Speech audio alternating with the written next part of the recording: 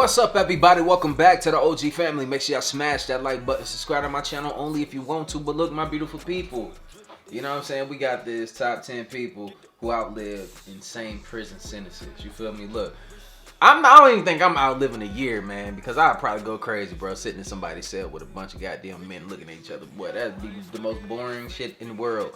But yeah, so there ain't no bragging rights there. I don't care if people like, oh, I did this time. Like, I feel like I lost years of my life when I joined the Air Force. But look, man, let's get into this video, though, without further ado. Hearing in 20... Imagine what decades of incarceration can do to you. There are cases where people who were practically kids got released as elders into a world that was vastly different to the one they left when they were in prison. Let's take a look at some people who have outlived the most insane prison sentences ever given.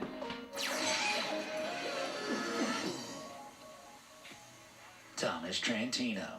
By his own admission, Thomas Trantino was a very sick and dangerous person. Born in 1938, he'd become a serious substance abuser at just 14 years old and had already spent 6 years behind bars by the age of 20.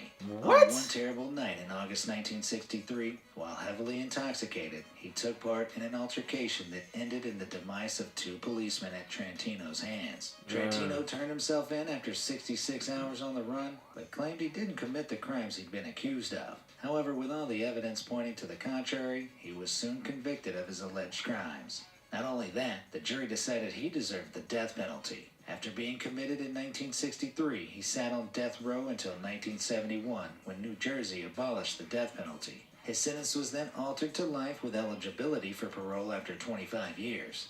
But being on death row turned this broken man into something of a writer and an artist, and saw him write and illustrate 2 books from behind bars. I guess that's one way to pass the time. In 2002, Trantino's parole was finally granted, after he'd spent over 38 years total in the hole, making him the longest-serving prisoner in the state of New Jersey. But long-term convictions aside, you know what really would be criminal? Not hitting those like and subscribe buttons. Hey, facts though.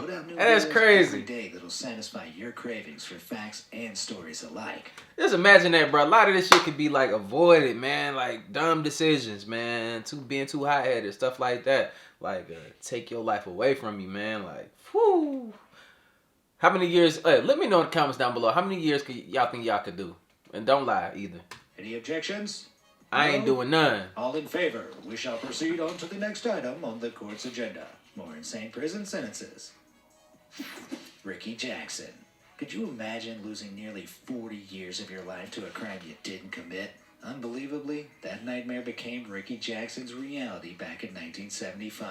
At just 19 years old, Jackson and his friends Wiley and Ronnie Bridgman were convicted for a fatal attack on salesman Harry Franks. The entire case hinged on the witness statement of a 13-year-old named Eddie Vernon, who claimed he saw the boys commit the heinous crime. Aside from that one witness, there was no other physical evidence to suggest Jackson or the Bridgman brothers were there. Jackson was initially given the death sentence, but luckily, several appeals and mistakes in paperwork spared him from the capital punishment. And thank God it did, because in 2013, the star witness broke down in court and claimed the police had coerced him into falsely testifying. It turned out Vernon never actually saw the attack.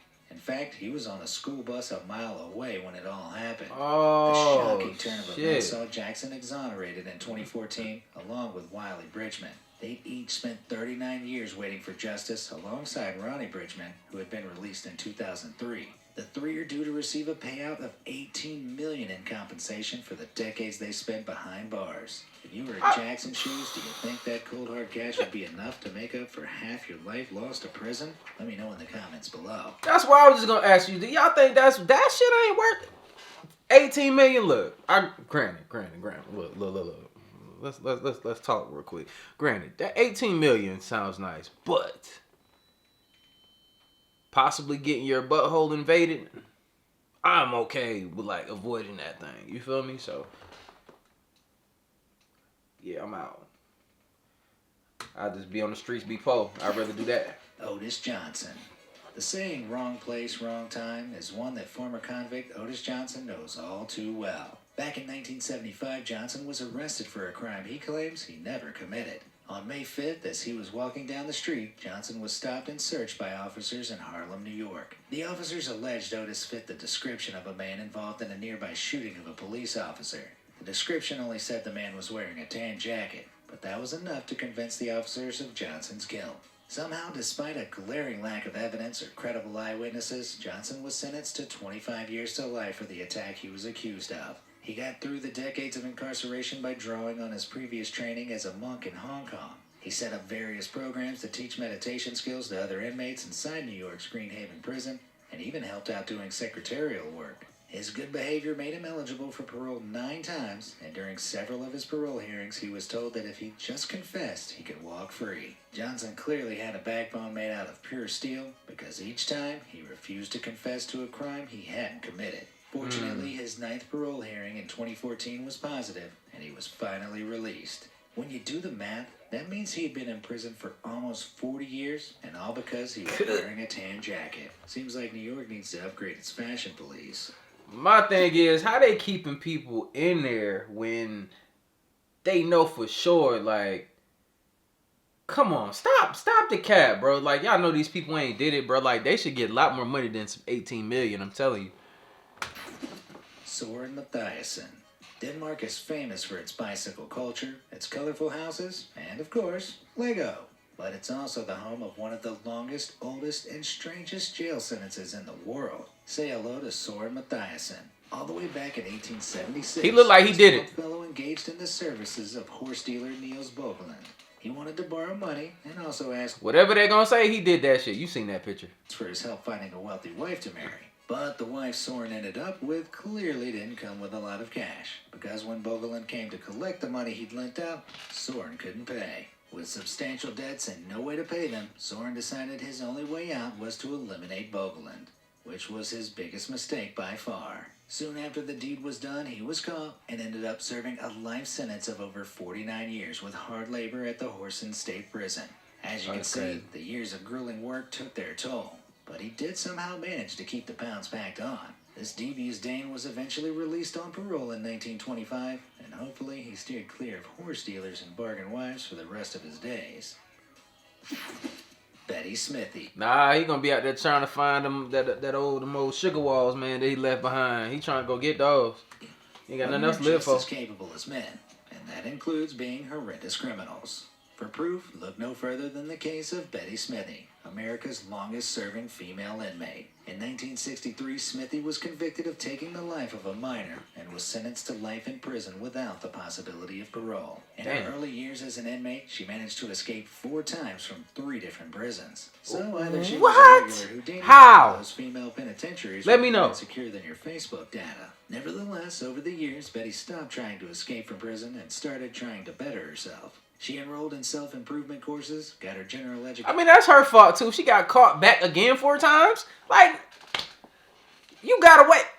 And you got caught for it. Man, I've been out somewhere. I've been living in the middle of the woods, man. Laying in the dirt with a straw, breathing me some air. But I'd rather be the grass for these sentences these people getting. Certificates, and even wrote a little poetry. But because Smithy was sentenced before 1973, the laws at the time dictated she could only become eligible for parole if the governor granted her clemency. For those of us that don't speak jail, that means extending mercy in the form of a sentence change. She applied in 2003 unsuccessfully, but in 2012 another appeal was granted and her sentence was cut to 49 years, making her a free woman at 69 years old.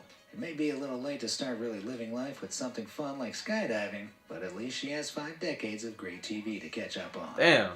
I ain't gonna cap though. Hey, look, man. Fuck that. Like, you see the way she was looking at 69?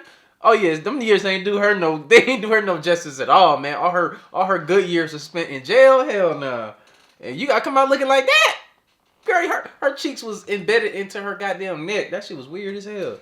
John Franzia. I look like a turkey. In 1950, John Franzia was inducted into the Colombo crime family of New York City and quickly gained a terrifying reputation as one of the mafia's most fearsome thugs. But despite claiming to have flatlined almost 50 people, he was only convicted in 1967 of masterminding a series of bank robberies across the country. I guess the police were willing to take whatever they could get by that point. He was charged with a 50-year sentence, but was released on parole in 1978.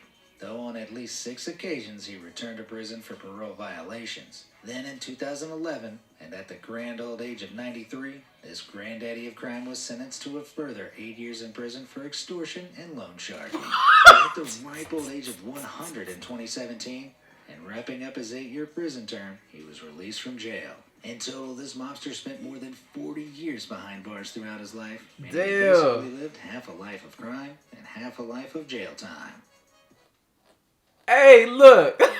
His perseverance, man, like, wow, that's crazy. He was old as shit. He was outliving it. They thought when they gave him them 8 years, he was going to be done. Hell no, he had something else, boy.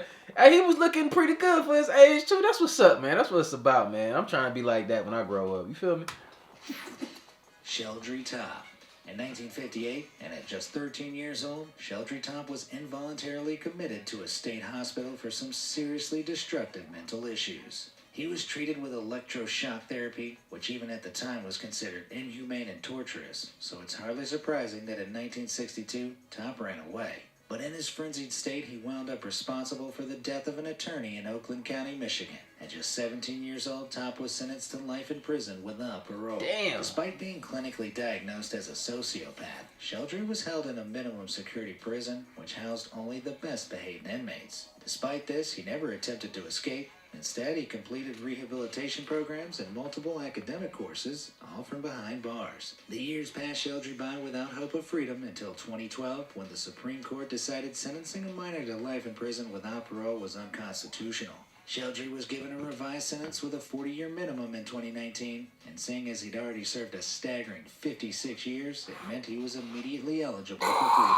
Gaining the title of oldest juvenile prisoner serving a sentence in Michigan, he walked free at the age of 74, having traded in his handcuffs for a walker.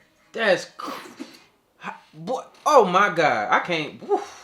Some people lives, bro. Like, we don't know how many of these we get, boy. I don't. It shouldn't be like that. Howard Christensen.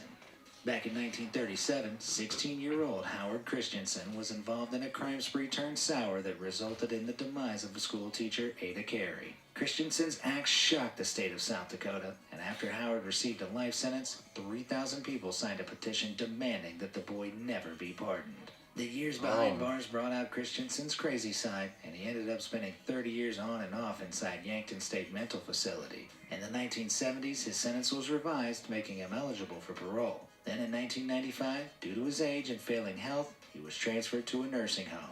He died in 1999, age 79, having been institutionalized for just over 58 years before his final few years of freedom. For perspective, he'd spent almost 3 times as long on the inside than he had on the outside. That's almost crazy. as much time as a World of Warcraft international champion spends in his mom's basement, only with less Cheetos and Mountain Dew. Bill Wallace. All the way back in 1926, an Australian man named Bill Wallace was deemed criminally insane for a truly bizarre reason. Look at all his pictures. Of course, this motherfucker's insane. Look at him. Look at him. That is the look of death. He was never formally convicted of anything. He look like he hates black people too. Let's say heavily implied that he shot a man Got a racist for an face. argument about a cigarette. Reportedly, and this isn't a joke, he really, really hated smoking. But when asked about the crime, he point-blank refused to answer a single question. This led 2 doctors deeming him criminally insane and unfit to stand trial. Instead, he was to be held indefinitely at Victoria's Ararat Lunatic Asylum. This meant he would only be released once the governor was convinced he was cured. But Wallace continued refusing to speak to the doctors about his crime. He remained in the institute for a staggering 63 years until he passed away there just a few days before his 108th birthday. Wow. Despite being there for the bulk of his life, technically, he was never sentenced for his alleged crimes. That's one bizarre way to beat the system. That's crazy. Like, boy, telling you, look, man. That's why I tell people too. Also, bro, like, leave people alone. You never know what somebody's mental capabilities are, like where they willing to go with some shit. Like, it's crazy, man. It's a lot of people that walk out here amongst us that's just like this close from just. You might be that one. Send them over the edge. Charles Edred Ford. In 1952, Charles Edred Ford faced a trial that was stacked against him from the start. His trial, in which he was accused of a fatal shooting, involved an all-white jury in Maryland, 12 years before racial segregation in America ended. During his trial, neither of his alibi witnesses were called to testify, both of whom could vouch that Ford was never at the scene of the crime. Two witnesses that testified against Ford contradicted each other, but the attorney he was given wasn't even a trial lawyer, making him unable to adequately defend his client. With those factors combined, Ford ended up receiving a life sentence. After his unfair trial, Charles maintained his innocence, but ended up serving over 64 years in prison before his case was seriously reviewed in 2015. With the evidence finally re-examined, his sentence was vacated, meaning the verdict of his first trial was overruled, having been deemed a miscarriage of justice. That said, he wasn't let completely off the hook, as his innocence couldn't be entirely proved beyond doubt. So instead of total freedom, he was transferred to a health center in Baltimore in 2016, having reached the impressive age of 86. Wow. 64 years is certainly a long time to wait for only partial freedom. But judging by the tears of joy he reportedly shed upon learning of his transfer, Ford was just happy to have his case reassessed in a fair light. But with his original trial's judgment being so shady, do you think Ford should be compensated for all those years locked away? Or do you think there's no smoke without fire? Let me know in the comments below. Oh man, I don't know. Y'all think like, oh man, that's a good ass question. I feel like he should be compensated, especially if it's like unjust, like that. It was the way that information came out. It sounded like something happened to him. They did this man wrong, but we don't know that. I'm not looking into it any further. But yeah, I'll be real with you. Richard Hoeneck. In 1976, America celebrated its bicentennial. The 200th anniversary of the nation saw much celebration. But it was also the year that Richard Hoeneck passed away at the age of 97. Hoeneck had served what was at the time the longest prison sentence ever to end in a prisoner's release. He was jailed in 1899 for his role in the demise of Walter Kohler, which happened so long ago that they didn't print his photo in the paper. They used a drawing. Hoeneck spent the first 12 years of his life sentence at Joliet Correctional Center in Illinois, but that changed after he attacked a deputy warden with a DIY shiv. He received 20 days in solitary confinement before being moved to Menard Penitentiary, where he peacefully spent the final 35 years of his sentence, swapping shivs for baking gloves as he worked in the prison's bakery. He spent a grand total of 64 years incarcerated before he was granted parole in 1963. Despite his prison baking efforts, the cake you see here was probably the first decent one he'd received in over 6 decades. That's but when crazy. you take a look at his first mugshot versus his last, that'd probably take more than a few slices of cake to make up for all those lost years. Hell yeah. Paul Geidel Jr. When the aforementioned Richard Hoeneck was released from prison in 1963, Paul Geidel Jr. was more than 50 years into his life sentence for similarly violent crimes. And when Geidel Jr. was released in 1980, he surpassed Hoeneck's record by serving 68 years and 8 months in the can. At just 17 years old, Geidel attempted to rob an old man, but accidentally suffocated him with the chloroform rag he'd intended to knock him out with. Oh. Yeah, right. Accidentally. When Geidel Jr. was sentenced to life in prison with a 20-year minimum. Although he became eligible for parole in 1931, Geidel saw through the 1940s, 50s, 60s, and even the 1970s behind bars. He was finally offered parole in 1974, but having spent more of his life in prison than outside, he declined. Prison had sadly become his entire world. The outside world was alien and unfamiliar to him now, especially considering his old age. But damn, like what you do, like bro, like look, man. I'm gonna try to get out there and like I know I'm old as hell. I'm gonna go pay for me some cheeks before I go ahead and pass. You feel me? Cause you up there and by the way these pictures looking, look like something grown on his head. So it might be something bad. So go out there and get you some sugar walls, man, and like just go ahead and just rock it out. But before that's what I would the do. rest of his life passed by from inside of his cage, he was convinced to accept freedom in 1980. By that point, Geidel was 86 years old. He'd spent the best part of 7 decades paying for his mistake, and he lived out his final days at a nursing home, which, if my grandma's claims are anything to go by, is even worse than prison. Must have been a home away from home for a lifelong jailbird like Geidel Jr. Johnson Van Dykerigsby. When Johnson Van Dykerigsby started his prison sentence in 1908, Theodore Roosevelt was the president, cellophane had just been invented, and the first ever Model T car was recently made. What? By the time They probably thought that car was fly as hell back then, too. Grigsby was released, email was being developed, Motorola was selling the world's first mobile phones, and the floppy disk had been invented. That's a huge chunk of history to have missed out on. But for the crime of fatally injuring a man over a card game in a saloon, Grigsby pled guilty to second-degree murder to avoid the death penalty. He proceeded to serve a hefty 66 years in the Indiana State Prison. He appealed for clemency from the board a grand total of 33 times, but was denied every last request. Wow. Although he reportedly seemed elated to be transferred to a nursing home in 1974, his almost 90-year-old smile was hiding decades of institutionalization. He'd become completely reliant on the routine and systems of the prison, and after spending time in that Michigan nursing home, he voluntarily returned to prison in 1976. More evidence of just how bad nursing homes really must be. Maybe my grandma is right after all. That's crazy. Joseph Ligon. What do you think most 15-year-olds spend their time doing these days? Playing Fortnite and making TikToks? Well, that's a Yeah, that's what the fuck they doing. Was doing at that And being weird, not speaking to each other in real life. Everything is just over the internet. age. Back in 1953, this juvenile delinquent was busy being sentenced to life in prison without parole. He and 5 of his friends had gotten drunk and decided to commit a series of robberies and a crime spree that left 8 men injured, 2 of them fatally. Ligon pleaded guilty to his crime spree in Pennsylvania, one of only 6 states where life sentences for this type of crime are imposed without the possibility for parole. At the time, that meant the 15-year-old was essentially sentenced to die in prison. The years passed without any light at the end of the tunnel for Ligon. But between 2012 and 2016, new laws dictated that mandatory life sentences without parole for juveniles was unconstitutional. Ligon was offered parole in 2017, but just like Paul Geidel Jr., he declined. He rejected the proposed offer of supervised probation, asserting that if he couldn't be completely free of the justice system, he may as well just stay in jail. By that point, Ligon had become the world's oldest juvenile to serve life without parole. That To this motherfucker. day, Oh. he's still behind bars, having served over 67 years in prison. Rene Lee. I mean, look, I'm gonna tell you once again, I'm getting out, bro. Like, I'm getting out.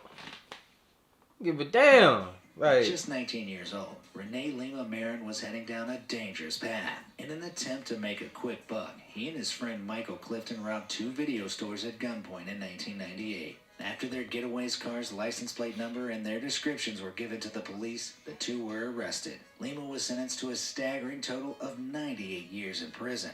That's a huge amount of time, seeing as no one was injured, let alone Right. fatally.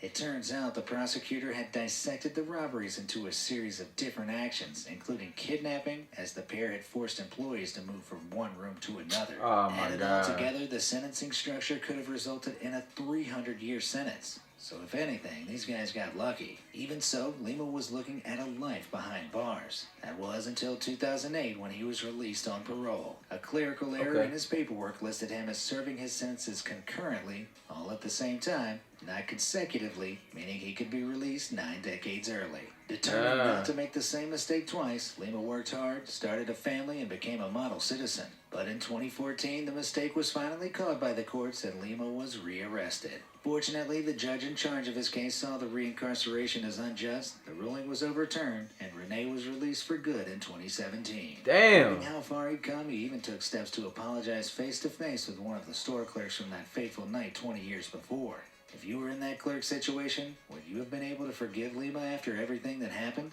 Let me know in the comments. This shit cold. You feel me? Look, man, there's really some people out here living that life, and that shit is not the business. Chamoy Tibiasso. Can you guess how many years the longest prison sentence ever handed out was? 200 years? 1,000 years?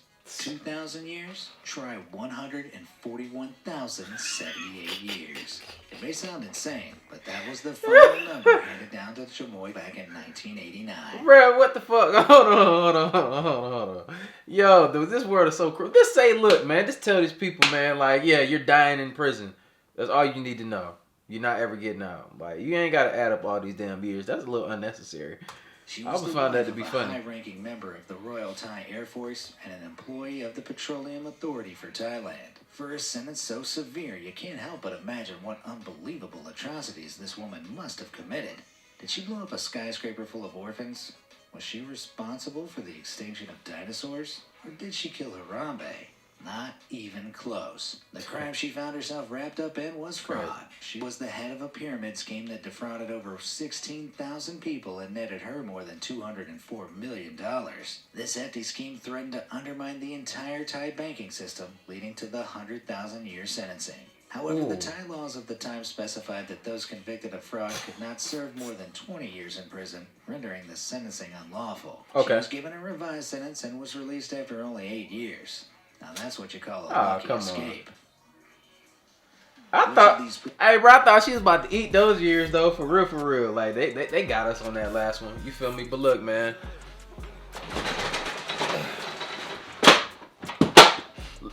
Let me know, like you know what I'm saying? Let me know how many years you would have ate. You feel me? Look, the max, me, not even a year. I ain't even doing it. That's why I hate when people, like I said, be bragging about it and stuff. Like, oh, shit. That shit crazy to me. But let me know how y'all felt about this video. What videos y'all want to see next, man. If y'all ain't tell somebody y'all love them today, go ahead and make that phone call. You know what I'm saying? After this video. But look, man, like I always say, spread love because there's too much hate in this world. Love you guys. See y'all in the next video. And I'm out, though. Blah. She think I'm a flex on her when I roll up. From the toes up. When it comes to my drip, it's different. Get the bricks, flip it. When it comes to my